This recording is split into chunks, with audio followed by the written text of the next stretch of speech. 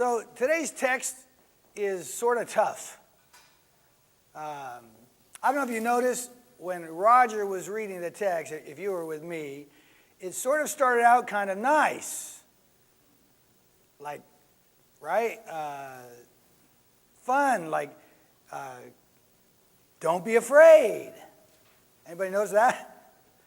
But by the time he got to the part about chopping up the servants, I was like mortified.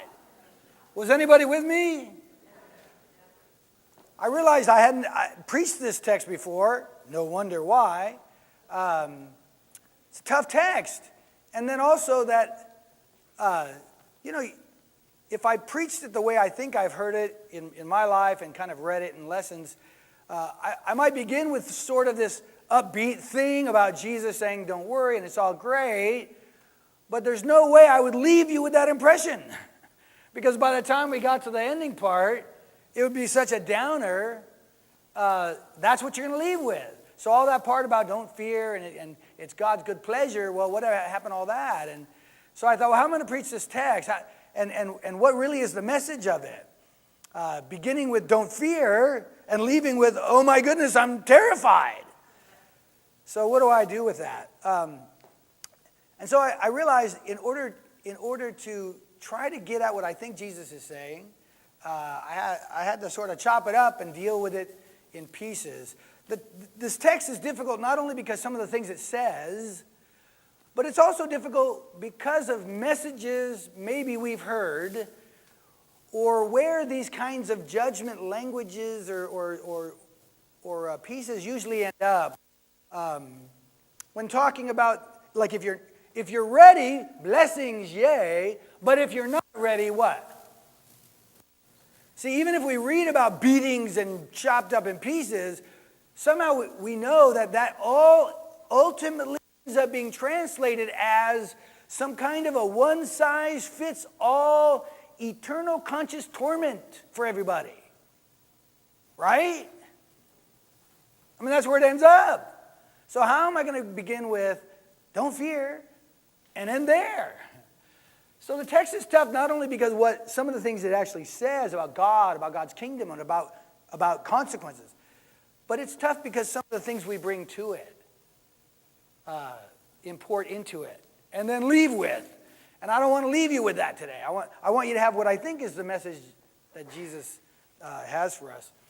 And so I've chopped it up. I'm dealing with the last part first because I don't want to leave you with the last part the way it sets.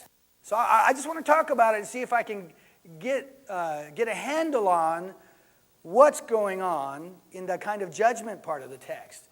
So I began with the end. It's a little bit long section, but I want to read it again because it was so fun the first time. And the Lord said, who then is the faithful and wise manager whose master will set over his household to give them their portion of food at the proper time? Blessed is that servant whose master will find him so doing when he comes. Truly I say to you, he'll set him over all possessions. But if that servant says to himself, my master delayed in coming, and begins to beat the male and female servants, and to eat and drink and get drunk, the master of that servant will come on a day when he does not expect him, and an hour he does not know, and will cut him in pieces. That's kind of gross. And put him with the unfaithful. And that servant who knew his master will, but did not get ready or act according to his will receive a severe beating. I guess that's better. But the one who did not know and did what deserved a beating will receive a light beating. So it kind of gets nice. Everyone to whom much is given, much will be required. Whom is entrusted much, they will demand the more. And I want you to notice, they will demand the more, because that's a really important piece here. It's really key. All right, so what do we do with this? We've got this, we're reading these sequence of parables. They're all related. They all seem to be saying, be prepared, and they give examples of people who should be prepared and why they should be prepared. And this particular one is about masters and servants. And we know the servants who are prepared, they're going to be blessed and they're going to get to be part of the master's work and all that. But these guys who weren't prepared, we're looking at them and we're thinking, wow, that looks scary. You don't want to be there, right? And so some people come away with, well, I guess I better do what God says or she's going to beat me up. Because that's who God is, and that's what we get from this. I want to suggest to you, and I like that I'm leaving that, they will. Because when we're talking about these servants, is it possible that when Jesus is telling these stories, he wants us to think about this is the normal course of servants and their masters? You see, is it possible that we're not supposed to take every aspect of a parable and interpret it to every aspect of who God is? Because that's what we tend to do. We're talking about masters and servants, so that must be God and us. And now we're talking about unfaithful and consequences, so that must be God and us. And we're talking about being chopped into bits or beaten with severity or beaten with lightly, that must be us and God. And so we do this one-on-one with the whole story. Maybe it's possible that we're not supposed to pull everything across piece by piece, that we're supposed to understand the story and then try to figure out what the identifying or illustrative part of the story is for us. Is it possible? I think it is, and the reason I say that, especially in this story, is because another parable in the story, another piece of it, sort of makes this clear. This part right here. Remember, we're waiting. We're supposed to be ready. Who's coming? The master. Who's the master in this whole context? Jesus, okay? Well, look at this piece. But know this, if the master of the house had known what hour the thief was coming, it's kind of reversed here. Now we're the masters of the house supposed to be ready, right? And who's in the position of the Lord?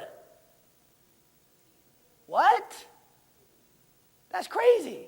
Why would Jesus make himself look like a thief coming? If the master of the house had known what hour the thief was coming, he would not have left his house to be broken into. So you must also be ready, for the Son of Man is coming. Thief, Son of Man.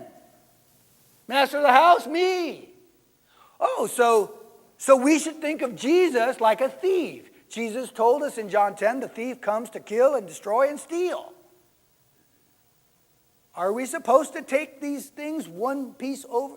Are we supposed to think of Jesus as a thief because he used this illustration? I don't think so.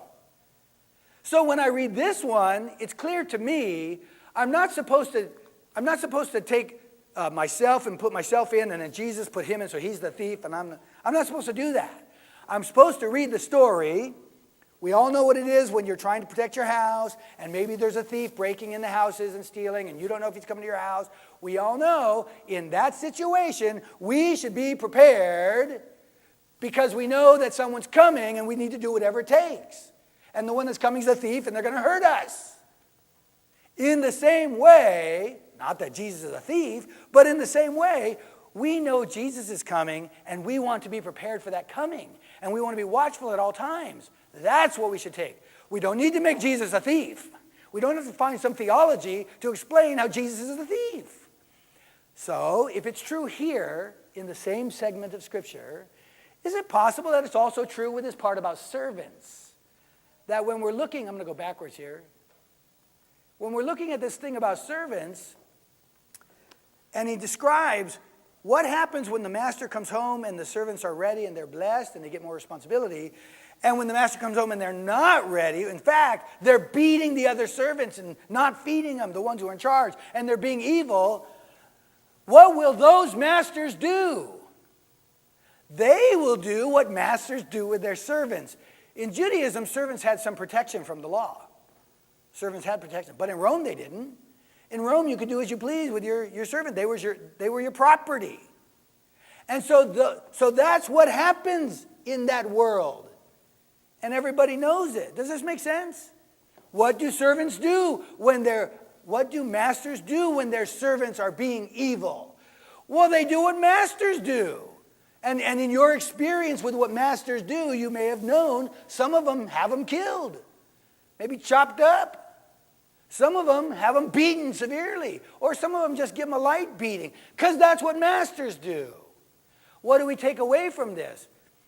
Well, clearly this isn't consistent with the common Christian idea of one-size-fits-all eternal torment, is it? At least we can see that much. Somebody's only getting a light beating. Somebody's getting a severe beating, but not chopped up. Somebody else is getting chopped up into pieces. None of that fits our conception of eternal conscious torment for everybody. So that's not even part of this text. Don't let anybody take you there in this text. Now, once we've exhumed that from what we kind of put into these judgment scenes and toss it aside, just looking at these kind of judgment things, what do we take away? Not that Jesus is just like these masters of servants, but we take away that for those who are awaiting his coming, there will be blessings. He will invite us into his work. And those who aren't, there will be consequences. What they are doesn't necessarily have to fit these kinds of masters and servants. Just like, Jesus isn't a thief. We don't need to take all that. So starting out, just to understand when we read these parables, we don't have to bring them over one-on-one. Bring over the idea. What will these masters do? This is what they do. If they give their servants great responsibility, they will expect great from them. If they give them a little bit, they'll expect a little from them. That's what they do. Okay? So that's where I want to begin. I just want to begin with, when Jesus starts with, don't be afraid, I don't think he leave us with, fearful expectation of fiery indignation, as the Hebrew writer said. I don't think that's what he's doing. I think we get there because we don't understand how to read parables. And so if we correct how we read them, we should just understand he's saying, look, those who receive the kingdom are going to be blessed. Those who don't, they're not going to be blessed. There are consequences to not being prepared for what he's offering. You don't get it. That looks like where he's ending. And the encouragement is to those to be ready and be blessed. Okay? So I'm not going to go back there. Accept that if you want.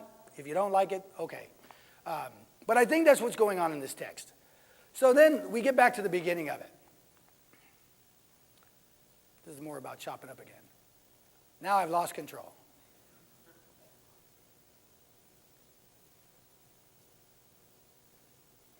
Okay, so here's where it began. Fear not, little flock. Well, I didn't when you first started reading, Roger. It was toward the end that I started fearing, right?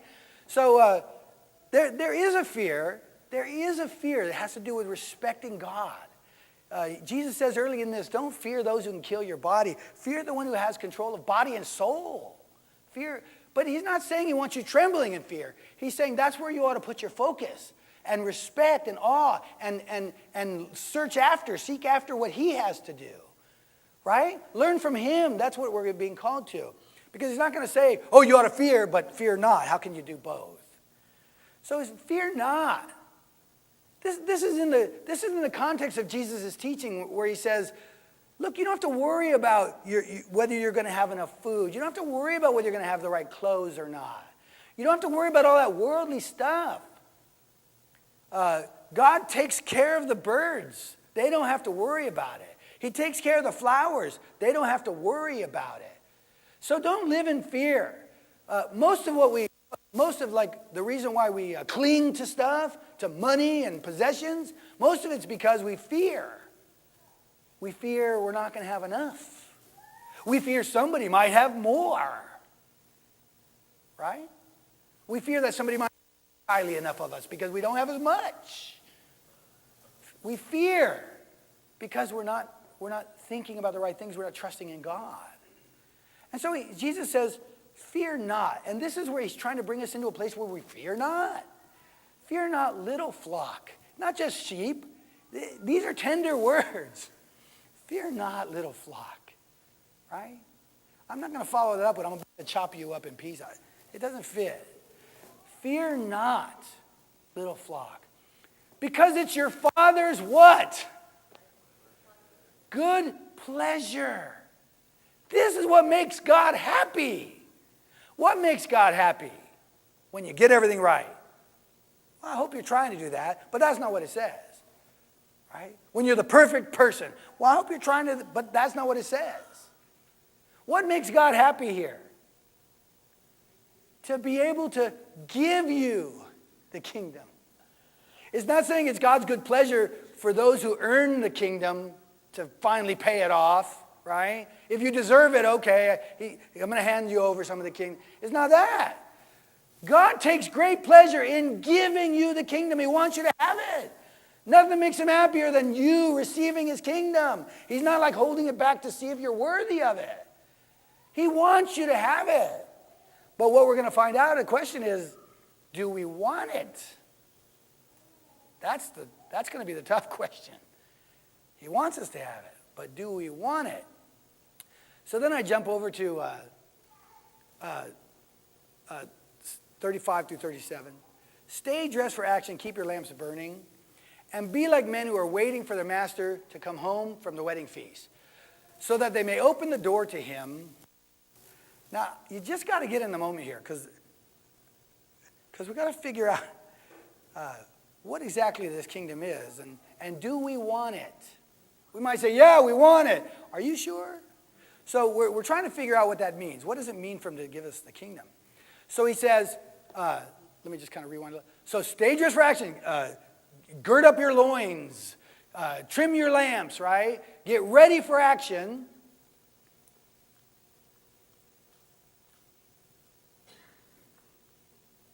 And be like men who are waiting, anticipating, waiting for their master to come home.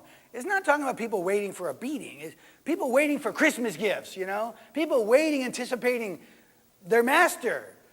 They're waiting for him to come home so that they may open the door to him. Now, I want you to imagine this. Now, some of us came back from, how many went to camp? Okay, so let's say you had servants at home waiting for your return.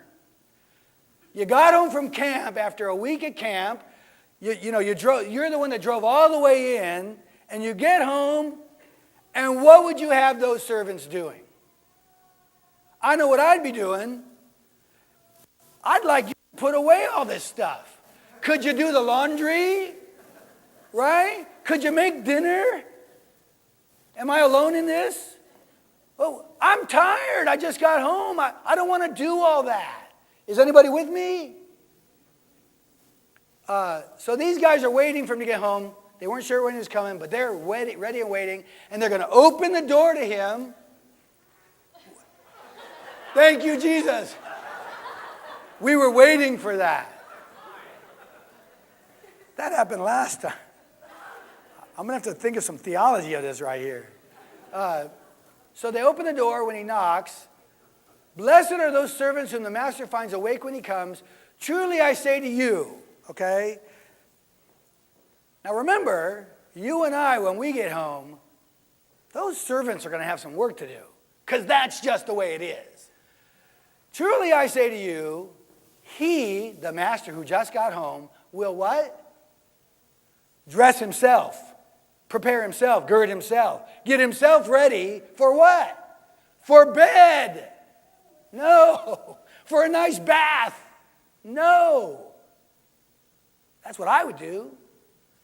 He's going to dress himself and get ready for what? For service. And have them. Who's them? The servants that have been waiting. He's going to have them recline at table, and he will come and what? What? Long time ago, some of you older ones like myself will, what you talking about, Willis? Nobody up here. But you know what I'm talking, right? What? Does this make any sense to anybody? At the time Jesus said this, was that in anybody's experience? That this is what masters do. They're away on a long journey. You're not sure what day or hour they're going to come home. They finally come home, and then they get dressed and serve you. Is that anybody's reality? It's not. It doesn't make any sense. It's crazy. It's inside out. It's backwards. It's inverted. It's upside down. There's nothing right about that. Part of the context of Jesus' teaching here is that we're on our way to Jerusalem. It's the final trip. It's taking a while to get there. And over, he's trying to tell his disciples what the kingdom's really about. And ultimately, he's depicting it in that, I'm going there to do what? to be rejected, and to die. But they think we're going there to do what?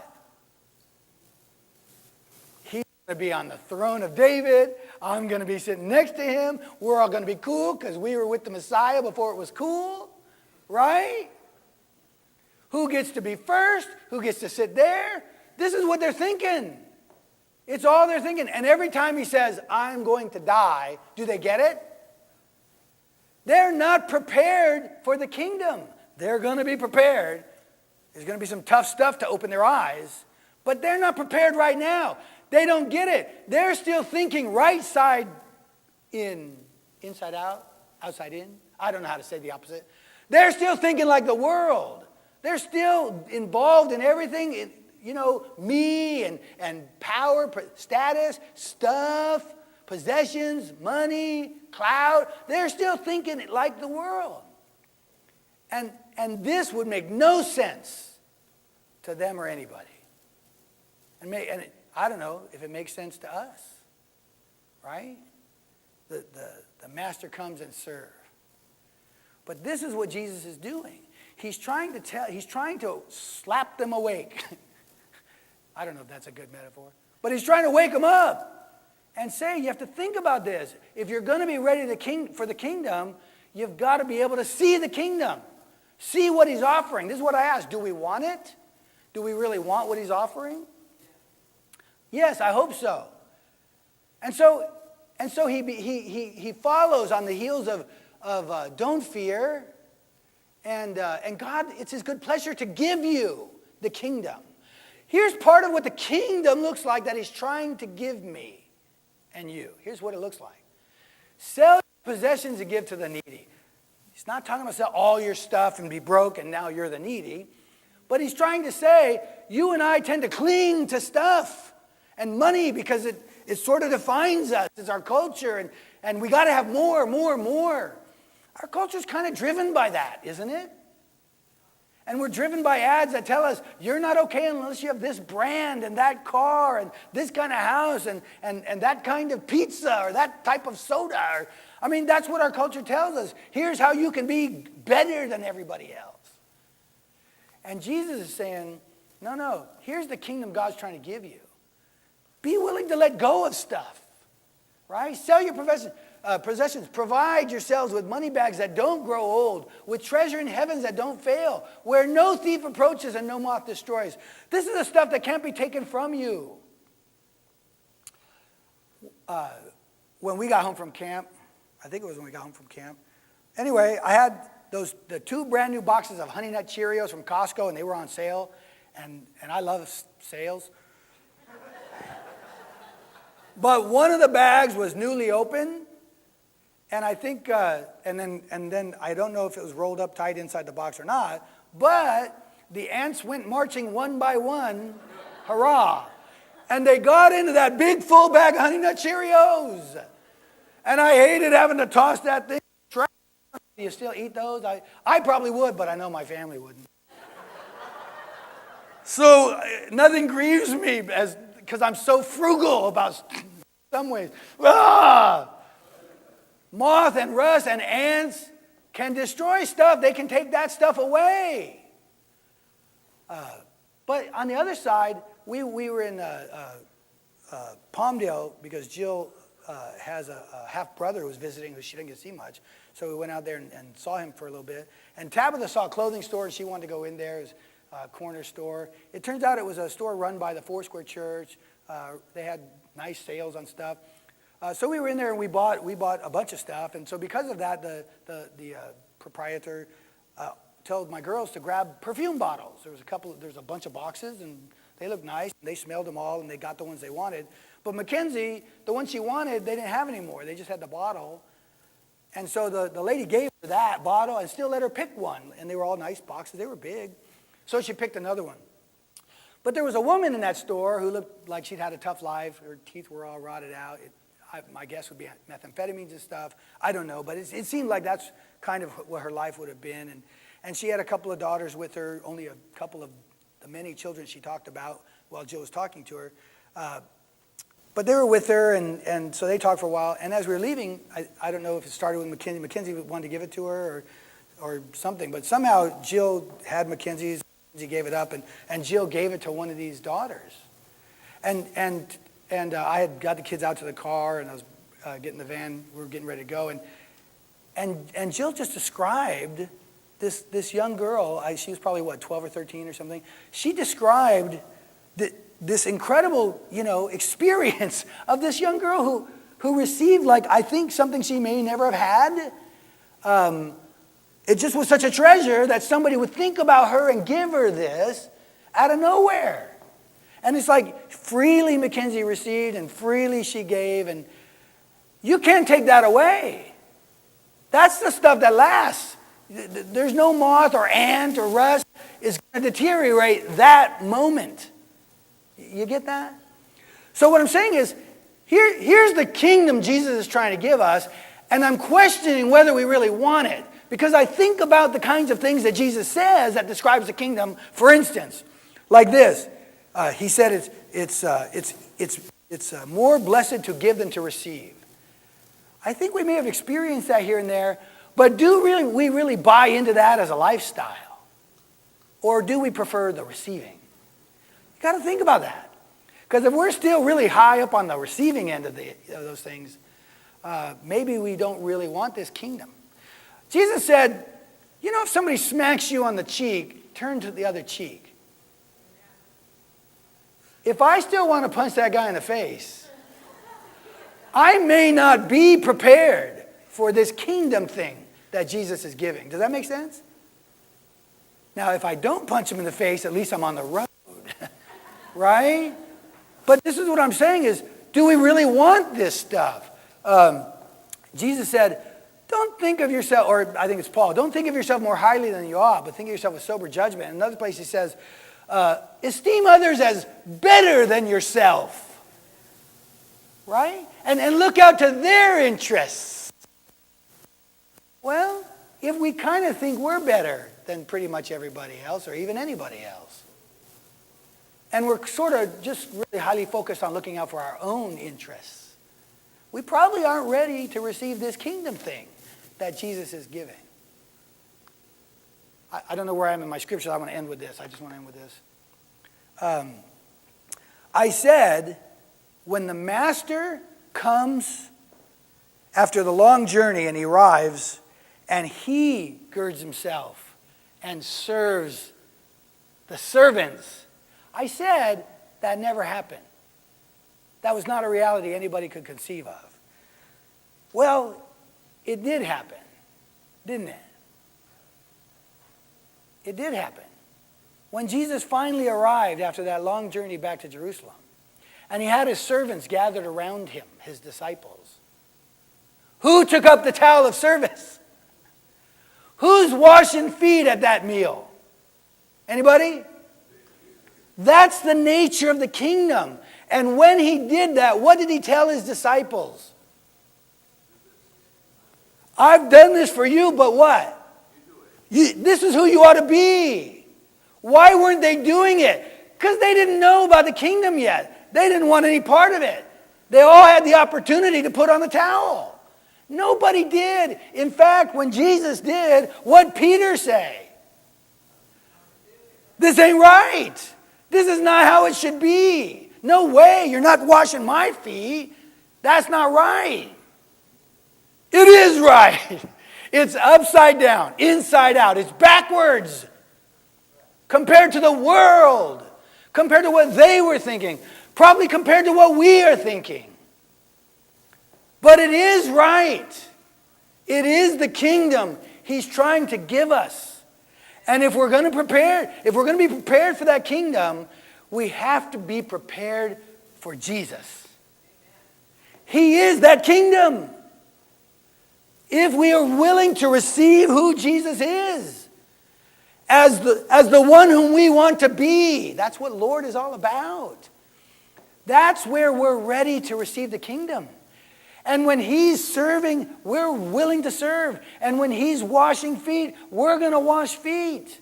Because we've set our eyes on the same thing his eyes were on the same one, his eyes were on. And so we fix our eyes on Jesus, the author and finisher of our faith. That's the kingdom God is so pleased to give us.